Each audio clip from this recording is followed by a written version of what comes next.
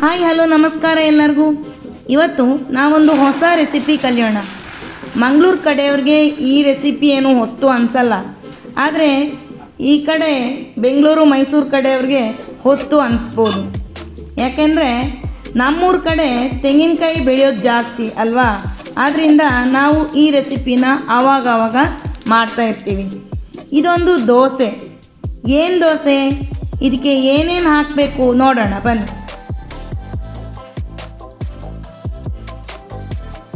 ನೋಡಿ, ತೆಂಗಿನಕಾಯಿ ತಗೊಂಡಿದ್ದೀನಿ.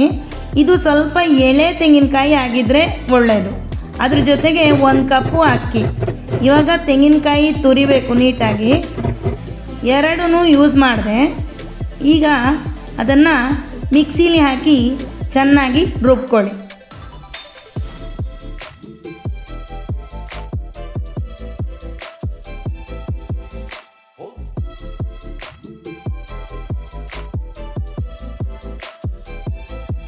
ರುಚಿಗೆ ತಕ್ಕಷ್ಟು ಉಪ್ಪು ಹಾಕ್ಕೊಳ್ಳೋದನ್ನು ಮಾತ್ರ ಮರಿಬೇಡಿ.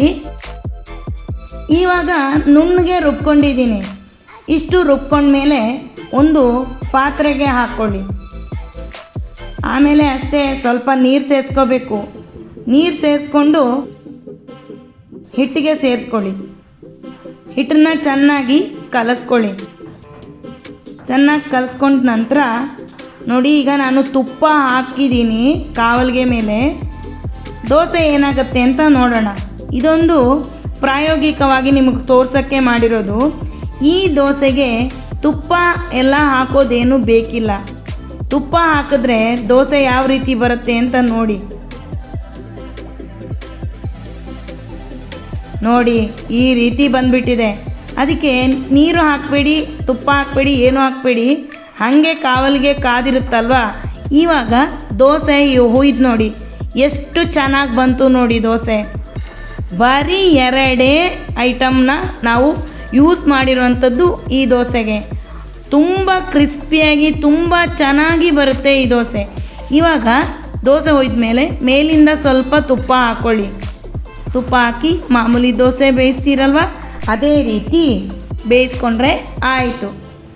ತುಂಬ ಚೆನ್ನಾಗಿರುತ್ತೆ ಈ ದೋಸೆ. ನೀವು ಒಂದ್ಸರಿ ಟ್ರೈ ಮಾಡಿ, ಹೇಗೆ ಬಂತು ಅಂತ ನನಗೆ ಖಂಡಿತವಾಗ್ಲೂ ತಿಳಿಸಿ.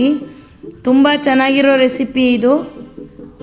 ಹೀಗೆ ನಮ್ಮ ಚಾನಲ್ನಲ್ಲಿ ಬರುವಂತಹ ಎಲ್ಲ ಅಡುಗೆನೂ ನೋಡಿ ಪ್ರೋತ್ಸಾಹ ನೀಡಿ. ಲೈಕ್, ಶೇರ್, ಸಬ್ಸ್ಕ್ರೈಬ್ ಮಾಡೋದು ಮಾತ್ರ ಮರಿಬೇಡಿ. Thank you.